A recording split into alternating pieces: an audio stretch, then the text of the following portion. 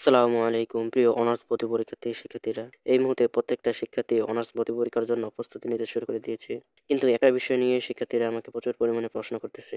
যে বিষয়টা নিয়ে প্রশ্ন করতেছে সেটা হচ্ছে 2025 সালে এইচএসসি পরীক্ষা কিন্তু মোটামুটি একটা খারাপ হয়েছে। বেশি একটা ভালো রেজাল্ট হয়নি। এর ভিতর থেকে অনেক শিক্ষার্থী কিন্তু ফেল করে গেছে। জিপিএ এর দিক থেকে এবছর কিন্তু এইচএসসি পরীক্ষার্থীরা কিন্তু তেমন একটা ভালো জিপিএ পায়নি। সেক্ষেত্রে অনেক শিক্ষার্থী অনেক ধরনের প্রশ্ন করতেছে। যেহেতু অনার্স ভর্তি পরীক্ষায় আমাদের শুধু অনার্স ভর্তি পরীক্ষা দিলেই চলবে না। এখানে আবেদন করাটাই এখানে একটা বড় ফ্যাক্ট। কারণ জিপিএ এর উপর থেকেও এখানে একটা নাম্বার রয়েছে। তার চেয়েও বড় কথা হচ্ছে এখানে আবেদন করার জন্য ন্যূনতম যে যোগ্যতা সেই যোগ্যতাটা অর্জন করতে হবে। যদি আবেদন করার ন্যূনতম যে যোগ্যতাটা সেই যোগ্যতাটা যদি না থাকে তাহলে তুমি এখানে আবেদনই করতে পারবে না। তুমি ভর্তি পরীক্ষা দিবে তো দূরের কথা, তুমি আবেদন করার যে ন্যূনতম যে যোগ্যতা সেই যোগ্যতাটাই তুমি পাবে না। তুমি এখানে যদি আবেদন যদি না করতে পারো তাহলে তুমি এখানে ভর্তি পরীক্ষা দিবে কিভাবে? ভর্তি পরীক্ষা দিতে পারবে না। এই জন্য প্রথমে তোমাকে ভর্তি পরীক্ষার যে যোগ্যতা সেই যোগ্যতাটা অর্জন করতে। এখন শিক্ষার্থীদের কথা হচ্ছে, ভাইয়া আমি এসএসসিতে এত জিপিএ পেয়েছি, এইচএসসিতে এত জিপিএ পেয়েছি, আমি বিজ্ঞান বিভাগ থেকে। এবং মানবিক বিভাগের যারা শিক্ষার্থী রয়েছে তারা বলতেছে, ভাইয়া আমি এসএসসিতে এত পেয়েছি, এইচএসসিতে এত জিপিএ পেয়েছি। তারপর ব্যবসা শিক্ষা শাখার যারা শিক্ষার্থী রয়েছে তারা বলতেছে, ভাইয়া আমি এত জিপিএ পেয়েছি, আমি এত জিপিএ পেয়েছি। ভোকেশনালের শিক্ষার্থীরা বলতেছে, ভাইয়া আমি এত জিপিএ পেয়েছি, আমি এত জিপিএ পেয়েছি। এখন কি আমি অনার্সে ভর্তি পরীক্ষার জন্য আবেদন করতে পারবো না বা অনার্সে ভর্তি পরীক্ষা দিতে পারবো না?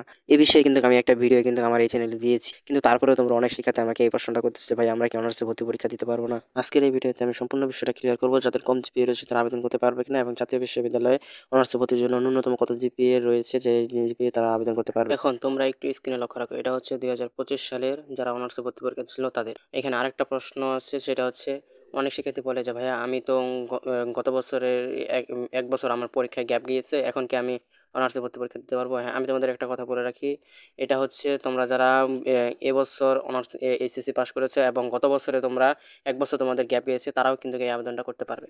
এই মুহূর্তে তোমরা একটু মোবাইল স্ক্রিনে লক্ষ্য রাখো, এখানে তোমরা দেখতে পারবে মানবিক শিক্ষা শাখা, ব্যবসা শিক্ষা শাখা, বাংলাদেশ কারিগরি শিক্ষা শাখা থেকে এসএসসি পর্যায়ে যারা পাশ করেছে এবং বিজ্ঞান বিভাগ থেকে যারা এসএসসি পর্যায় থেকে পাশ করেছে তাদের যে ভোট সাবজেক্ট সহ কিন্তু তোমাদের 2.50 কিন্তু পয়েন্ট লাগবে যারা অনার্সে ভর্তি পরীক্ষা দিতে চাও।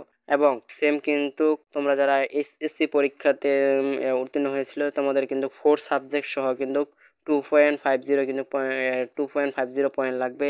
তাহলে কিন্তু তোমরা অনার্সে ভর্তির জন্য আবেদনের যে ন্যূনতম যে যোগ্যতা সেই যোগ্যতা অর্জন করতে পারবে।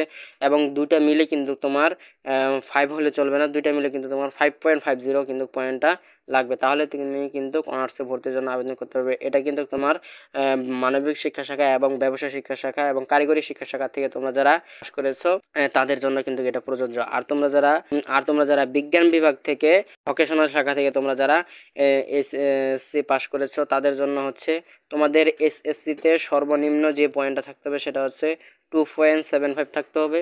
2.75 কিন্তু তোমাদের যারা বিজ্ঞান বিভাগে তারা যারা এসএসসিতে পাস করেছো তাদের কিন্তু 2.75 থাকতে হবে। এবং তোমরা যারা ভোকেশনাল বা এসএসসি থেকে তোমরা এসএসসি জেনারেল থেকে তোমরা যারা এসএসসি পাস করেছো তোমাদের কিন্তু ন্যূনতম যে পয়েন্টটা থাকতে হবে সেটা হচ্ছে 2.50। 2.50 থাকলেই কিন্তু তোমাদের কিন্তু ন্যূনতম যে আবেদনের যোগ্যতা সেটা হবে। এবং দুইটা মিলে তোমার কিন্তু 6 পয়েন্ট লাগবে। দুইটা মিলে তোমার যদি 6 পয়েন্ট থাকে, এসএসসি এবং এইচএসসি টোটাল যদি তোমার 6 পয়েন্ট থাকে তাহলে কিন্তু তুমি অনার্সে ভর্তির জন্য আবেদন করতে পারবে। তো বন্ধুরা, ভিডিওটা আজকে তোমাদের কাছে কেমন লেগেছে? যদি তোমাদের কাছে এই ভিডিওটা ভালো লেগে থাকে তাহলে অবশ্যই ভিডিওতে একটা লাইক, একটা কমেন্ট এবং এই ভিডিওটা বেশি বেশি করে শেয়ার করে দিবে তোমার বন্ধুবান্ধবের কাছে, যেন তোমার বন্ধুবান্ধবরা এই ভিডিওটা দেখে উপকৃত হতে পারে। বন্ধুরা, দেখা হবে নেক্সট কোনো ইনফরমেটিভ ভিডিওতে। ধন্যবাদ।